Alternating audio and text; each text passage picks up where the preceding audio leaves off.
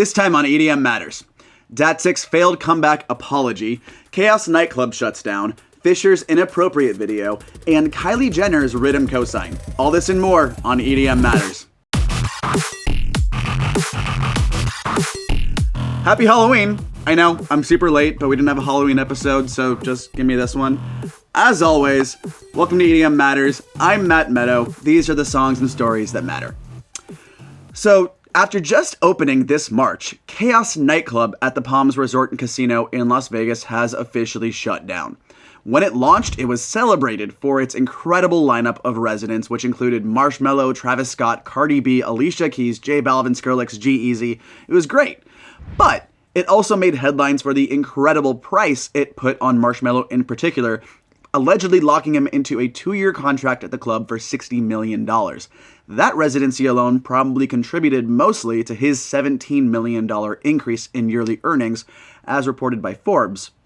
Unfortunately, that price tag literally came with the price, as DJs started jumping ship and disappearing from the club's website calendar in September. No statement was ever made from the DJs or the club about their absence, but sure enough, 2 months later, the club announced it was closing. So what does this mean for the overall health of EDM in Las Vegas?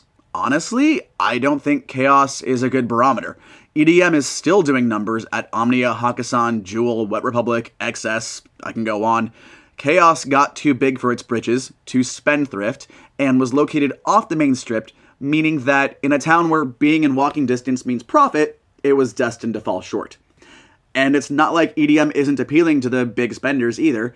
Not that you'll often find her at the big Vegas EDM clubs, but Kylie Jenner recently gave Riddim a sort of unintentional cosign.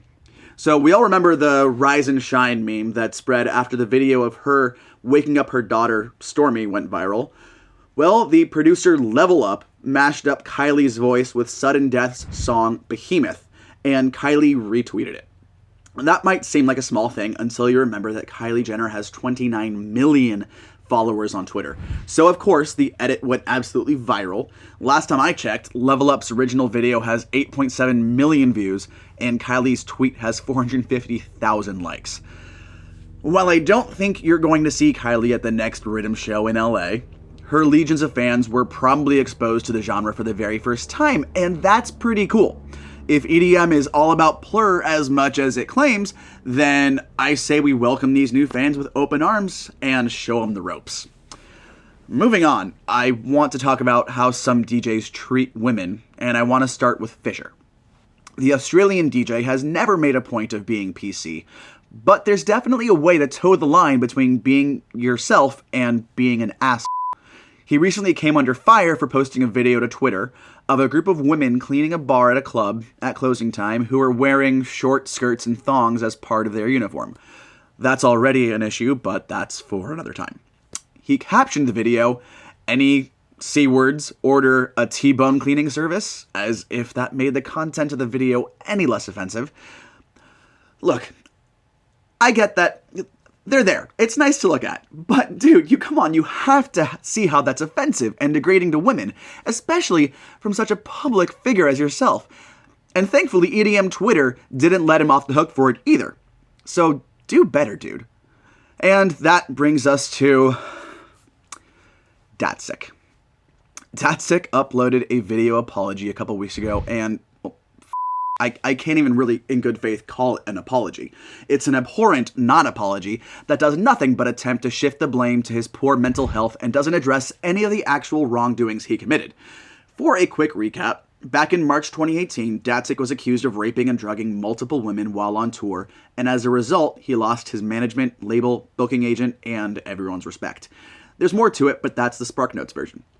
In his apology, he talks about how he went to a treatment facility to get better and treat his mental health. Look, I don't doubt for a second that Datsik has mental health issues, but never is it okay to use your mental health as an excuse for your shitty actions. He hurt these women. He was the one accused, not his social anxiety, not his depression, him. And probably one of the hardest things about the whole situation was seeing how many people, fans, still support him after everything he's been accused of doing. And not just fans, but a lot of industry professionals who publicly commented on the video saying they were excited to see him back. So, you too. But it's good that the music industry at large is not supportive of him coming back, at least not anytime soon, and not until he directly addresses his alleged victims and actually apologizes to them for real.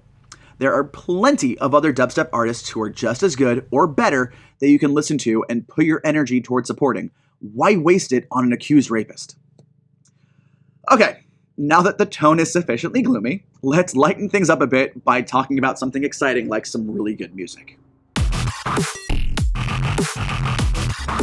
The biggest release of the past month, without a doubt, probably of the past year, is Madeon's second studio album, Good Faith. This has been a record 4 years in the making, and finally being able to hear it is such an incredible feeling. This is truly an artist album in the deepest sense of the phrase, with Madeon singing, producing, writing, and handling pretty much every musical aspect of the album himself. The biggest difference between this and his first album, Adventure, is, simply put, the first album had hits. Pretty much every song was a perfect balance of artistry and fan sing-alongness. You had Dan Smith from Bastille, you had Passion Pit, you had Mark Foster from Foster the People on that record. And when you include instrumentals like Imperium and Pixel Empire, the whole listening experience is just blissful. Good Faith, on the other hand, requires a bit more of an intellectual approach, for lack of a better word.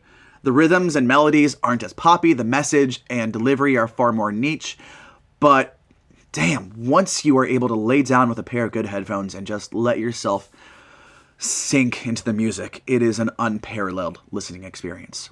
Porter Robinson, a good friend of Madeon's, even went so far as to call it one of his top 5 albums of all time. So if that gives you any idea, go listen to it. On the other end of the spectrum is Fox Stevenson's debut album, Killjoy. This is a crossover album from a drum and bass / electro / EDM producer that turned live band and absolutely nailed the pop dance fusion. Like Madeon, Fox sings on all the tracks, but they're noticeably higher energy and far more open to singing along. Fox has always had a particularly unique production style with a unique filter that he puts on his bass and synths, and it's become a sort of signature for him. Listening through this album and hearing that personal touch on every track while nothing ever sounds repetitive or laborious is an absolute treat. The pacing is phenomenal as he switches up tempos, keys, melodies, and even genres. For instance, you have Dreamland, a wild vocal drum and bass tune, and easily my favorite on the album, followed by California, a dreamy tribute to the difficulties of making it that's wrapped in a warm alt-rock blanket, followed by Go Like, easily the hardest tune on the album, and one of the only ones with a fully instrumental drop. And the fact that Fox can weave these 3 styles together one after another without anything feeling out of place is truly a testament to the strength of his songwriting and composition, and it's a part of what makes this album so easy to listen to over and over again. I have listened to this album more times now than I care to admit, and you can bet I'm not going to stop anytime soon. I listened to it on the way to tape this episode. I love it. Finally, one of the most surprising singles of the past month comes from Galantis, who somehow enlisted the talents of none other than Dolly Parton for their single Faith. Unfortunately, her voice is so processed that her performance is hardly recognizable as the legend that she is. The song itself is par for the course for Galantis, who excel in making radio-friendly pop crossovers, and it was good enough to earn Dolly Parton her first dance electronic #1 on a Billboard chart, something I don't think anyone could have predicted. But this is no Jolene. Anyway, that'll do it for us here at EDM Matters. Stay tuned for our next exciting guest. Until next time.